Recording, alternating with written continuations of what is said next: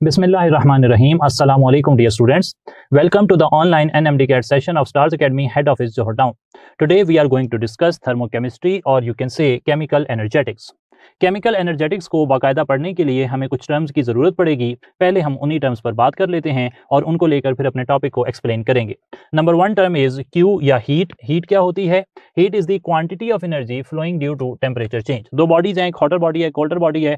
Hotter body से colder body में जो हीट ट्रांसफ़र होती है ड्यू टू टेम्परेचर चेंज, जो एनर्जी ट्रांसफ़र होती है उसे आप हीट कह देते हैं।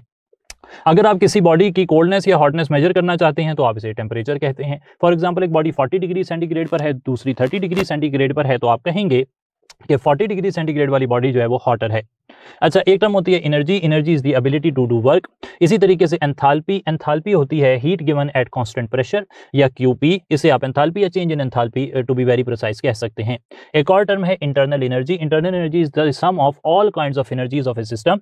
इंटरनल एनर्जी में दरअसल काफ़ी ज़्यादा एनर्जीज आ सकती हैं। इंटरनल एनर्जी में काइनेटिक एनर्जी होती है, इंटरनल एनर्जी में पोटेंशियल एनर्जी होती है। काइनेटिक एनर्जी कोई भी kinetic energy like translational kinetic energy है, वाइब्रेशनल काइनेटिक एनर्जी है, रोटेशनल काइनेटिक एनर्जी है, न्यूक्लियर एनर्जी है, इसमें सारी एनर्जीज शामिल होती हैं। इंटरनल एनर्जी में जो एनर्जी शामिल नहीं होती वो होती है एनर्जी या मूवमेंट ड्यू टू ग्रेविटेशन। ये जो ग्रेविटेशन की वजह से ग्रेविटेशनल पुल जो लग रहा होता है वो एज सच जो है हम यहाँ पर कंसिडर नहीं करते। बाकी जितनी भी काइनेटिक एनर्जीज और पोटेंशियल एनर्जीज हैं उन्हें हम इंटरनल एनर्जी में कंसिडर करते हैं।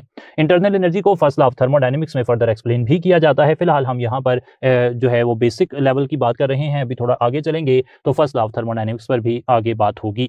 अच्छा, ये तो बेसिक डेफिनेशंस आ गई। अब हमें कुछ और बेसिक इन्फॉर्मेशन चाहिए है ताकि हम प्रोसेसेस के बारे में डिटेल जान सकें। और वो इन्फॉर्मेशन ये है कि any part of the universe which is under consideration आप उसे सिस्टम कह देते हैं। फॉर एग्जाम्पल इस जो कंटेनर है इसके अंदर फॉर एग्जांपल मैंने यहाँ पर वाटर रखा हुआ है तो वाटर मेरा सिस्टम हो जाएगा।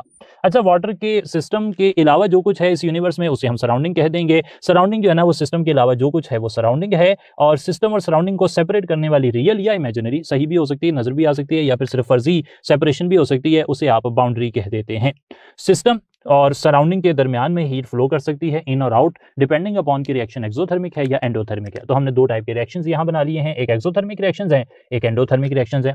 एक्सोथर्मिक रिएक्शन में सिस्टम हीट देता है सराउंडिंग को, जबकि एंडोथर्मिक रिएक्शन में सिस्टम हीट गेन कर लेता है सराउंडिंग से। In terms of energy of reactant and product अगर बात की जाए तो एक्सोथर्मिक रिएक्शंस में रिएक्टेंट की एनर्जी ज्यादा होती है, प्रोडक्ट की एनर्जी कम होती है। सही है जनाब, रिएक्टेंट की एनर्जी ज्यादा, प्रोडक्ट की एनर्जी कम। आप ऐसे लिख सकते हैं या फिर आप ऐसे भी लिख सकते हैं, रिएक्टेंट की एनर्जी ज्यादा, प्रोडक्ट की एनर्जी कम। जबकि एंडोथर्मिक रिएक्शंस में प्रोडक्ट की एनर्जी ज्यादा होती है और रिएक्टेंट की एनर्जी कम होती है। एनर्जी प्रोफाइल के हिसाब से मैंने यहाँ पर लिख दिया है एक्सोथर्मिक और एंडोथर्मिक रिएक्शंस को, और आपको नजर आ रहा है कि एक्सोथर्मिक रिएक्शन में रिएक्टेंट की एनर्जी ज्यादा, जबकि एंडोथर्मिक रिएक्शंस में प्रोडक्ट की एनर्जी ज्यादा होती है। अच्छा, एक एक्टिवेटेड कॉम्प्लेक्स है, इसका कॉन्सेप्ट आप पहले देख चुके हैं केमिकल काइनेटिक्स में। आप यहाँ पर एक बात पक्की समझते हैं कि रिएक्टेंट और प्रोडक्ट की जो एनर्जी का गैप होता है इसे आप कहते हैं एंथैल्पी ऑफ रिएक्शन, और एंथैल्पी यहाँ पर नेगेटिव में है क्योंकि एक्सोथर्मिक रिएक्शन हो रहा है, और अगर एंडोथर्मिक रिएक्शन होगा तो एंथैल्पी पॉजिटिव हो जाएगी। अच्छा, वर्क भी इसी तरीके से, जिस तरह सिस्टम हीट देता है तो वो एंथैल्पी उसकी नेगेटिव हो जाती है, इसी तरह अगर सिस्टम काम करेगा, वर्क करेगा, तो उसका वर्क भी नेगेटिव में आ जाएगा। सही है जनाब। एक लॉ है फर्स्ट लॉ ऑफ थर्मोडायनेमिक्स, उसे मुझे यहाँ पर लाजमी एक्सप्लेन करने की जरूरत पड़ेगी ताकि ये आइडिया जो अभी मैंने W के हिसाब से लिखा उसको मैं वाज़ेह कर सकूं। According to the first law of thermodynamics अगर मैं बात करूं, according to the first law of thermodynamics, याद रखना है आपने कि जो भी हीट आप सिस्टम को देते हैं, सिस्टम के पास एक है हीट Q और एक है वर्क W। अगर आप किसी सिस्टम को हीट देंगे और वो सिस्टम थोड़ा सा वर्क कर लेगा तो वर्क करने के अलावा बाकी जो भी हीट बच जाएगी वो सिस्टम की इंटरनल एनर्जी बढ़ जाएगी, यानी कि सिस्टम की काइनेटिक एनर्जी मालिक्यूल्स की बढ़ जाएगी, translational, vibrational, rotational kinetic energy बढ़ जाएगी, पोटेंशियल एनर्जी बढ़ सकती है सिस्टम की। तो सिस्टम को जब भी हीट क्यू दी जाती है तो वो उससे दो काम करता है, एक तो इंटरनल एनर्जी बढ़ाता है डेल्टा ई, और एक वर्क करता है। अगर सिस्टम वर्क करेगा तो वो माइनस में आ जाएगा। एक्सोथर्मिक रिएक्शंस के अंदर या फिर यहाँ पर जब भी सिस्टम काम करे तो आप इसे Q माइनस W कह देते हैं। ठीक हो गई जी बात। अगर आप सिस्टम में वर्क को फर्दर डिफाइन करते हैं तो वर्क फर्दर डिफाइन हो सकता है Q minus P delta we. Work done जो है ना केमिस्ट्री में वो होता है P delta we. Just imagine कि एक कंटेनर है जैसा कि मैंने आपके सामने रखा हुआ है, और इस कंटेनर में आपने सिस्टम को हीट दी थी। यहाँ पर मैं सिस्टम को दे देता हूँ हीट। अच्छा, सिस्टम को मैंने क्यों हीट दी? सिस्टम के पास दो रास्ते थे, इंटरनल एनर्जी बढ़ाना या वर्क डन करना। आपने जो ये बर्तन रखा हुआ है, कंटेनर रखा हुआ है, ये कंटेनर जो है ना ये क्लोज्ड है, इसमें कोई एक्सचेंज नहीं हो सकता, कोई वॉल्यूम चेंज नहीं हो सकता। तो अगर ये सिस्टम जो है इसका वॉल्यूम चेंज नहीं हो सकता, यानी कि यहाँ पे डेल्टा वी जीरो है, आप कहते हैं कि वॉल्यूम चेंज जो है वो ज़ीरो कर दें, सिस्टम वर्क डन ना कर सकता हो, तो फिर जो भी हीट आप देंगे वो सारी की सारी वॉल्यूम जो कांस्टेंट वॉल्यूम पर हीट देंगे वो सब की सब गैस के मॉलिक्यूल्स की काइनेटिक एनर्जी, पोटेंशियल एनर्जी वगैरह को बढ़ा देगी। ये हो गई बात एक फर्स्ट लॉ ऑफ थर्मोडायनेमिक्स का एक इंपॉर्टेंट कंक्लूजन है कि जब आप कांस्टेंट वॉल्यूम पर सिस्टम को कोई हीट देते हैं तो वो इंटरनल एनर्जी चेंज बन जाता है। इसे मैंने पहले भी लिखा था और मैंने वाज़ेह किया कि इसे मैं फर्स्ट लॉ ऑफ थर्मोडायनेमिक्स में एक्सप्लेन करूंगा। इसके हवाले से एक अच्छा सा एमसीक्यू भी हम देख सकते हैं। अच्छा, फिलहाल अभी हम जो है सिर्फ एक्सोथर्मिक रिएक्शन के बारे में बेसिक इन्फॉर्मेशन यहाँ से देख चुके हैं। ठीक हो गई जी बात। एक्सोथर्मिक रिएक्शन के हवाले से हमने बेसिक इन्फॉर्मेशन देखी। अब आगे चलते हुए ये बात आपने पहले से पढ़ी हुई है कि एक्सोथर्मिक रिएक्शन के लिए जो फॉरवर्ड रिएक्शन की एक्टिवेशन एनर्जी है वो कम होती है और जो बैकवर्ड रिएक्शन की एनर्जी ऑफ एक्टिवेशन होती है वो ज्यादा होती है। इवेंट्स बड़े इंपॉर्टेंट है यहाँ पर एक्सोथर्मिक रिएक्शन के अंदर। एक्सोथर्मिक रिएक्शन के अंदर सिस्टम सबसे पहले हीट अप होता है, सिस्टम अपनी हीट देता है, ये हीट सराउंडिंग में जाती है, सिस्टम कूल डाउन होता है और सराउंडिंग जो है वो हीट लेकर हीट अप हो जाती है। इसके मुकाबले में एंडोथर्मिक रिएक्शंस की बात की जाए तो एंडोथर्मिक रिएक्शंस के अंदर सिस्टम पहले कूल डाउन होता है, पहले खुद कूल डाउन होता है, याद रखना सिस्टम पहले खुद कूल डाउन होता है और फिर कूल डाउन होता है तो सिस्टम जो है वो सराउंडिंग से हीट ले लेता है। सही है जनाब। सिस्टम क्या करता है, यहाँ पर इंपॉर्टेंट चेंज होना चाहिए, हीट कम्स फ्रॉम सराउंडिंग, यहाँ पे हीट कम्स फ्रॉम सराउंडिंग, तो हीट सराउंडिंग से आती है, सिस्टम नॉर्मल हो जाता है और सराउंडिंग कूल डाउन हो जाती है। जब एंडोथर्मिक प्रोसेस हो रहा होगा तो प्रोडक्ट की एनर्जी ज्यादा, रिएक्टेंट की एनर्जी कम होगी। यहाँ पर डेल्टा एच क्या होगा, पॉजिटिव, क्योंकि हीट एब्जॉर्ब हो रही है। इसी तरह अगर work done on the system होगा तो वो भी पॉजिटिव हो जाएगा। आखिर में ये भी देख लें कि अगर एक एंडोथर्मिक प्रोसेस हो, रिएक्शन काइनेटिक्स में पिछली बारी हम ये देख चुके हैं कि फॉरवर्ड रिएक्शन की energy of activation reverse reaction से ज्यादा होती है। तो ये हो गया एक्सो और एंडो का एक कंपैरिजन। एक्सोथर्मिक रिएक्शन की कुछ मशहूर मिसालें हम यहाँ पर देखते हैं, फिर हमने एमसीक्यूज की तरफ चलना है। एक्सोथर्मिक रिएक्शन की मशहूर मिसाल है बॉन्ड फॉर्मेशन, बॉन्ड का बनना एक्सोथर्मिक है। एसिड और बेस का न्यूट्रलाइजेशन रिएक्शन करना एक्सोथर्मिक है। किसी चीज की फ्रीजिंग एक्सोथर्मिक है, कंडेंसेशन एक्सोथर्मिक है, रेस्पिरेशन एक्सोथर्मिक है, कंबस्टन एक्सोथर्मिक है, वाटर का बनना एक्सोथर्मिक है। दूसरी तरफ एंडोथर्मिक प्रोसेसेस में बॉन्ड का टूटना एंडोथर्मिक है, एटोमाइजेशन एटम्स का बनना एंडोथर्मिक है, मॉलिक्यूल से एटम का बनना, मेल्टिंग एंडोथर्मिक है, एवेपोरेशन एंडोथर्मिक है, बॉइलिंग एंडोथर्मिक है, फोटोसिंथेसिस एंडोथर्मिक है, एटोमाइजेशन देख ले मैंने लिख लिया एंडोथर्मिक है, नाइट्रोजन ऑक्सीजन से मिलकर NO का बनना एंडोथर्मिक है। तो ये सब एंडोथर्मिक प्रोसेसेस की मिसालें मैंने दे दी। तो अभी तक हमने बात कर ली है एक्सो और एंडोथर्मिक के कंपैरिजन की और साथ साथ हमने फर्स्ट लॉ ऑफ थर्मोडायनेमिक्स की बेसिक फ्रेमवर्क को भी देख लिया है विद द एक्सप्लेनेशन ऑफ, किसको एक्सप्लेन किया हमने, एक्सोथर्मिक प्रोसेस को। एक्सोथर्मिक प्रोसेस के लिए Q माइनस W लिखा गया है और अगर work done on the system होगा, work done by the system होगा तो ये वैल्यू नेगेटिव में है। अगर work done on the system होगा तो सिर्फ चेंजिंग क्या आएगी वो मैं बता देता हूँ। Work done on the system हो तो delta E is equal to Q plus W। इसका मतलब क्या है कि आप जो भी हीट देंगे, जो भी वर्क करेंगे, मिलकर वो इंटरनल एनर्जी को बढ़ाते हैं। Because first law of thermodynamics says energy can neither be created not destroyed but can B change from one form into another.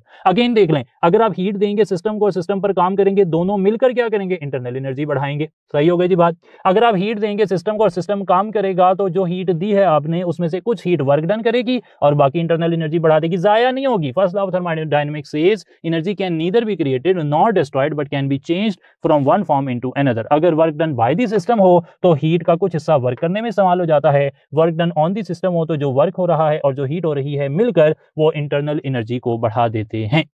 अगर आप वर्क नहीं करवाएंगे, यहां भी नहीं करवाएंगे, तो फिर वर्क डन जब जीरो होगा तो हीट जो चेंज है वो कांस्टेंट वॉल्यूम पर जो भी हीट दी जाएगी वो इंटरनल एनर्जी बढ़ा देगी। बहुत ही खूबसूरत कंसेप्ट हमने यहाँ पर क्लियर किया, काफी आइडियाज आपके बन चुके हैं। तो अब चलें फिर उनको टेस्ट करते हैं अपनी अंडरस्टैंडिंग को कुछ एमसीक्यूज के जरिए।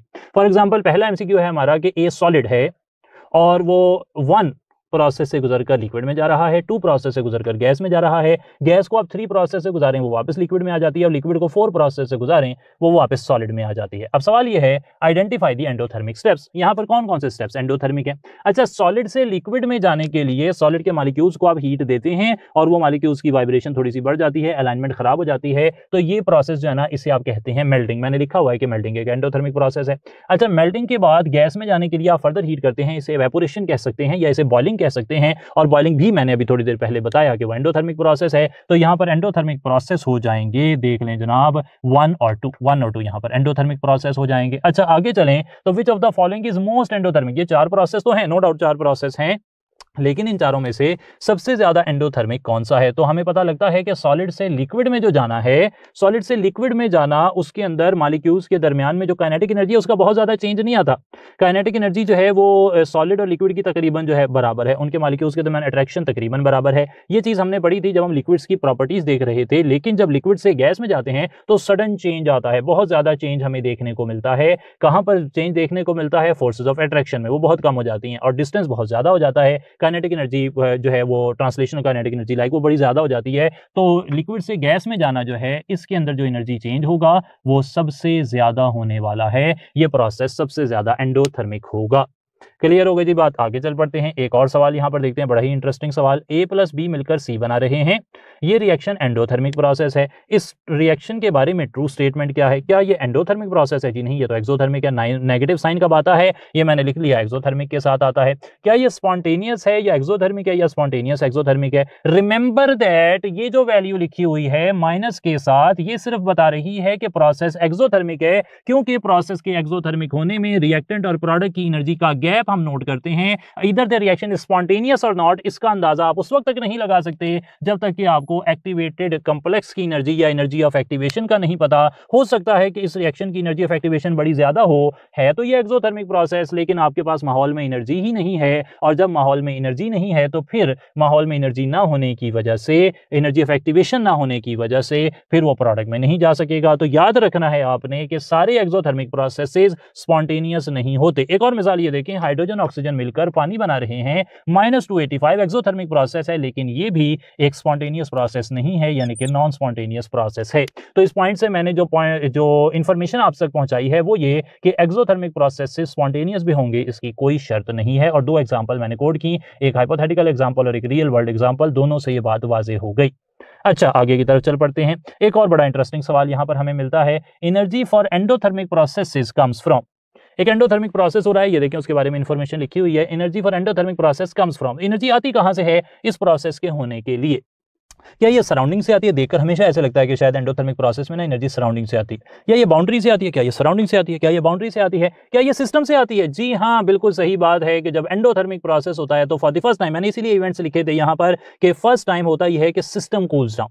सिस्टम जो ना अपने जो बॉन्ड उसने बनाने या तोड़ने हैं उनसे एनर्जी लेता है, उनसे अपने आप को जो है वो फाइनल स्टेट में लेकर जाता है, इनिशियल स्टेट से फाइनल स्टेट में। उसके बाद फिर सराउंडिंग, उसके बाद सराउंडिंग, मैंने सिस्टम को सराउंडिंग कर दिया, उसके बाद फिर सराउंडिंग जो है वो सिस्टम को हीट देती है। लेकिन for the very first time in the beginning system itself endothermic process के लिए एनर्जी देता है। सिस्टम के अंदर ही रिएक्टेंट हैं जो प्रोडक्ट में चेंज हो रहे हैं और एनर्जी वो एब्जॉर्ब करते हैं, वो खुद अपनी एनर्जी यूज करते हैं। इसलिए सिस्टम पहले कूल डाउन होता है, फिर बाउंड्री से एनर्जी लेता है, फिर सराउंडिंग से एनर्जी लेता है और फिर बाद में सराउंडिंग और बाउंड्री जो है वो ठंडे हो जाते हैं। लेकिन पहली बार एनर्जी जो है वो सिस्टम अपनी यूज करता है। ये एक बड़ा ट्रिकी क्वेश्चन हमने आपसे पूछा। फर्दर एक और सवाल देख लेते हैं।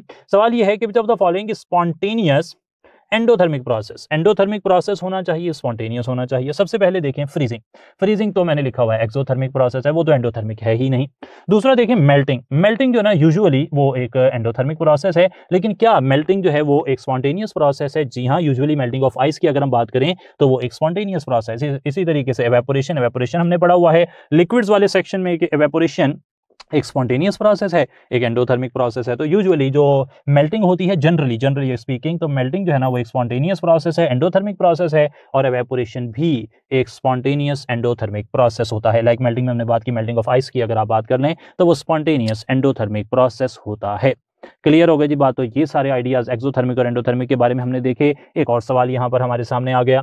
सवाल ये है कि which of the following is true for energy of activation for endothermic process. Endothermic process के लिए एनर्जी ऑफ एक्टिवेशन के हवाले से क्या बात सही है? एंडोथर्मिक प्रोसेस में मैंने बताया कि जो रिएक्टेंट है उन्हें बड़ी एनर्जी हिल क्रॉस करनी पड़ती है, ज्यादा एक्टिवेशन एनर्जी चाहिए होती है रिएक्शन को प्रोडक्ट में पहुंचाने के लिए। तो energy of activation for forward reaction वो ज्यादा है, energy of activation for backward reaction कम है। यही बात यहाँ लिखी हुई है, यही बात ऑप्शंस में पूछी गई है और इसी वजह से मैं यहाँ पर बीटा ऑप्शन टिक कर देता हूं। Energy of activation of forward reaction energy of activation of backward reaction से ज्यादा होगी। ये आइडिया भी क्लियर हो गया। अब हमारे पास करने के लिए जो काम रह गया है वो है कि फर्स्ट लॉ ऑफ थर्मोडायनेमिक्स, जिसकी बेसिक डिटेल हम यहाँ देख चुके हैं, इसको हम एक दो क्वेश्चंस के जरिए से फर्दर एलैबोरेट करें, फिर हम बात करें एंथैल्पीज और स्टैंडर्ड एंथैल्पीज की, और आखिर में हम हेस लॉ को देखें। तो ये सारा काम इंशाल्लाह हम नेक्स्ट टाइम करेंगे जी। आज के डेटा में अगर आपको कोई भी सवाल हो तो आप लाजमी ग्रुप में पूछ सकते हैं, कोई भी इंफॉर्मेशन मिसलीडिंग हो तो भी पूछ सकते हैं। सकते हैं। तो इंशाल्लाह कोई भी डाउट आपका जो है उसे क्लियर करने के लिए हम हमेशा मौजूद हैं। तो अपना बहुत ज़्यादा ख्याल रखें नेक्स्ट टाइम तक के लिए, ताकि अगर कोई भी बात रह जाए तो उसे आप पूछ लें। मैंने जैसा कि पहले कहा, तो till then next time take good care of yourself. Thank you so much. अस्सलाम वालेकुम।